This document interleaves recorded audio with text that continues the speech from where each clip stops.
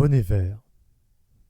Le bonnet vert était la marque des personnes qui, lorsqu'elles étaient hors d'état de payer leurs dettes, avaient fait cession, c'est-à-dire avaient, pour recouvrer leur liberté, abandonné leurs biens à leurs créanciers.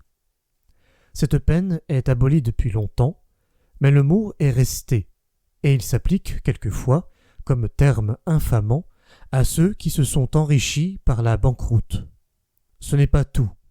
Son front, d'un honteux bonnet vert, au mépris de nos lois, s'étant 3 fois couvert, de l'aveugle fortune il dirige la roue, relève un nom flétri qu'il traînait dans la boue, à défaut de l'estime usurpe la faveur, et d'une éponge d'or lave son déshonneur.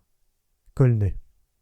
Si, comme on l'a dit, ce bonnet était vert parce que cette couleur est le symbole de la liberté, il est assez singulier que dans nos bagnes, on ait choisi ce même bonnet vert pour distinguer ceux des forçats qui sont condamnés à perpétuité. Il n'est pas sans à propos de rappeler ici l'origine du mot banqueroute. Il vient de l'italien bancarotto, bancarotta, par allusion à l'usage suivi autrefois en Italie.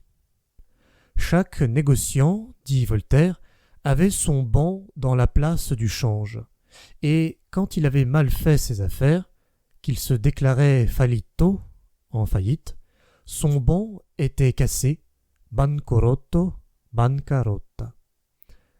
Voltaire ajoute que dans certaines villes, ce négociant pouvait garder son bien pourvu qu'il s'assit le derrière nu sur une pierre en présence de tous les marchands.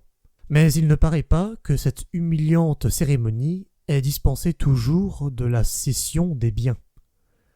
Sainte-Foy prétend qu'à Padoue, par exemple, où l'on voit encore dans la maison de ville la pierre du blâme, ceux qui cédaient leurs biens étaient tenus de se frapper 3 fois le derrière nu sur cette pierre en disant à haute voix « Je cède mes biens ».